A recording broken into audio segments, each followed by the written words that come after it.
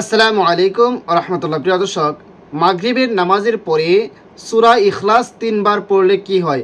হ্যাঁ প্রিয় দর্শক, অত্যন্ত দামি এবং একটি গুরুত্বপূর্ণ আমল আজকে আপনাদের সাথে শেয়ার করতে যাচ্ছি। এই জন্য ভিডিওটা সম্পূর্ণ দেখুন এবং শিখে রাখুন, অনেক কাজে লাগবে।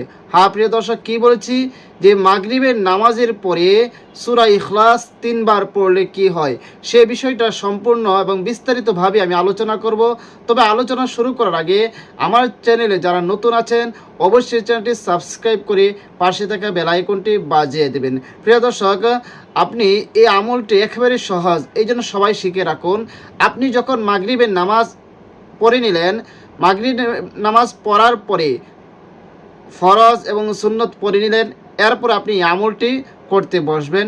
আমলটি যখন করবেন তখন যদি আপনার উজু না থাকে উজু করে নেবেন, কারণ পুত পবিত্র হয়ে নেবেন। পবিত্রতা হচ্ছে আল্লাহ পাক রব্বুল আলামিনের সিফত। আল্লাহ পাক রব্বুল আলামিন নিজে পবিত্র আর পবিত্রতাকে পছন্দ করেন।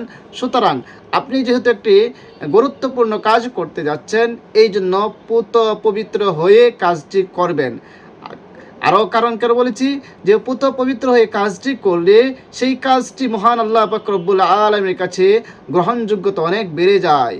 প্রিয় দর্শক, আপনি যখন এই আমলটি করতে বসবেন একটি নিরিবিলি স্থানের মধ্যে বা একেবারে নীরবে একা একটি স্থানের মধ্যে বসবেন, যেন কেউ আপনার সাথে কথা না বলে বা কেউ আপনাকে ডিস্টার্ব না করে, এমন একটি স্থানের মধ্যে ফরজ সুন্নত আদায় করে হয়তো মসজিদের কোণের মধ্যে বসে যাবেন অথবা ঘরের মধ্যে, বাড়িতে যে কোনো জায়গার মধ্যে বসে যাবেন। প্রিয় দর্শক, এই আমলটি শুরু করার সময় সর্বপ্রথম আপনি 3 বার ইস্তিগফার পাঠ করবেন।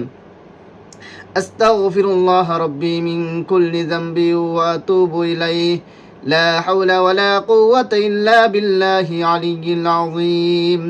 আস্তাগফিরুল্লাহ রাব্বি মিন কুল্লি যামবি ওয়া আতুবু ইলাইহি লা হাওলা ওয়ালা কুওয়াতা ইল্লা বিল্লাহি আলিয়্যিল আযীম। আস্তাগফিরুল্লাহ রাব্বি মিন কুল্লি যামবি ওয়া আতুবু ইলাইহি লা হাওলা ওয়ালা কুওয়াতা ইল্লা বিল্লাহি আলিয়্যিল আযীম। এরপর 3 বার যে কোনো দরুদ শরীফ পারেন আপনি পড়ে নেবেন। আমি দরুদ ইব্রাহিম পড়তেছি। আল্লাহুম্মা সাল্লি আলা মুহাম্মাদিন ওয়া আলা আলি মুহাম্মাদ কামা সাল্লাইতা আলা ইব্রাহিম ওয়া আলা আলি ইব্রাহিম ইন্নাকা হামিদুম মাজিদ। আল্লাহুম্মা বারিক আলা মুহাম্মাদিন ওয়া আলা আলি মুহাম্মাদ كما باركت على إبراهيم وعلى آل إبراهيم إنك حميد مجيد। এরকম ভাবে 3 বার ইস্তিগফার এবং 3 বার দুরূদ শরীফ পড়ার পর এরপরে আপনি পড়বেন আউযু বিল্লাহি মিনাশ শাইতানির রাজীম বিসমিল্লাহির রহমানির রহিম। قل هو الله أحد الله الصمد لم يلد ولم يولد ولم يكن له كفوا أحد بسم الله الرحمن الرحيم قل هو الله أحد الله الصمد لم يلد ولم يولد ولم يكن له كفوا أحد بسم الله الرحمن الرحيم قل هو الله أحد الله الصمد لم يلد ولم يولد ولم يكن له كفوا أحد। এরকম ভাবে 3 বার ইস্তিগফার এবং 3 বার দুরূদ শরীফ এবং 3 বার সূরা ইখলাস পড়ার পরে এরপর আবারও 3 বার যে কোন দুরূদ শরীফ পরে আপনি পড়ে নেবেন। যেমন আমি একটি ছোট দুরূদ শরীফ পড়তেছি, সাল্লাল্লাহু আলাইহি ওয়াসাল্লাম সাল্লাল্লাহু আলাইহি ওয়াসাল্লাম সাল্লাল্লাহু আলাইহি ওয়াসাল্লাম। প্রিয় দর্শক, এখন আমরা জানবো আমরা যদি মাগরিবের নামাজের পরে এরকমভাবে আমল করি কি হবে, কি লাভ হবে। হ্যাঁ প্রিয় দর্শক, আপনি যদি কোনো পেরেশানির মধ্যে পড়ে থাকেন, আপনি যদি ঋণগ্রস্ত হয়ে থাকেন, আপনার মনের মধ্যে যদি অস্থিরতা বিরাজ করে, মনের মধ্যে কোনো শান্তি পাচ্ছেন না, অভাব অনটন যদি আপনাকে ঘিরে বসে, তাহলে আপনি এই সূরা ইখলাসের আমলটা বেশি করে করেন।